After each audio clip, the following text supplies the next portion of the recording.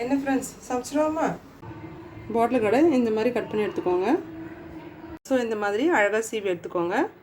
ஒரு பவுல் வச்சுட்டு 2 ஸ்பூன் கடலை மாவு, 1 ஸ்பூன் மைதா மாவு, 1 ஸ்பூன் கார்ன்ஃப்ளவர் மாவு, உப்பு, pepper powder, ginger garlic paste,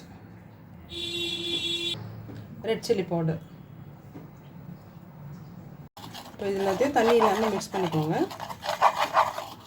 இப்போது நம்ம ஸ்லைஸ் பண்ணி வச்சுருக்கிற இந்த ஸ்லைஸில் ஒன்று எடுத்துக்கலாம். இந்த பவுடரில் போட்டு நல்லா ப்ரெஸ் பண்ணி எடுத்துக்கோங்க. இது ஈரமாக இருக்கிறதுனால நல்லா ஒட்டிக்கும். 2 பக்கமும் நல்லா ப்ரெஸ் பண்ணி எடுத்துக்கோங்க.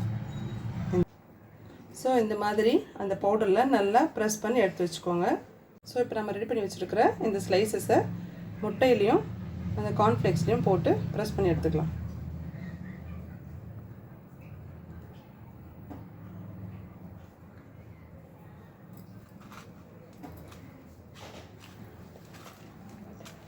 ரெண்டு பக்கமும் நல்லா ப்ரெஸ். ஒரு பேன் வச்சுட்டு எண்ணெய் ஊற்றிக்கலாம்.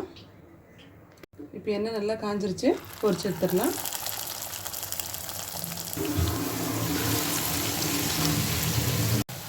ரெண்டு பக்கமும் திருப்பி பொரிச்சுக்கலாம். நல்லா பொரிஞ்சிருச்சு, எடுத்துடலாம்.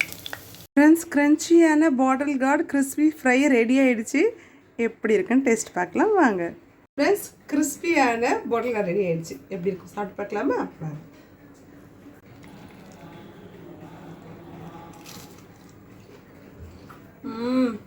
ஃப்ரெண்ட்ஸ், உண்மையாகவே ரொம்ப க்ரன்ச்சியாக டேஸ்டியாக இருக்கும். பாட்டில் கார்டில் இந்த மாதிரி ட்ரை பண்ணியே இருக்க மாட்டீங்க. கண்டிப்பாக ட்ரை பண்ணி பாருங்கள். நெக்ஸ்ட் வீடியோவில் பார்க்கலாம். பாய்.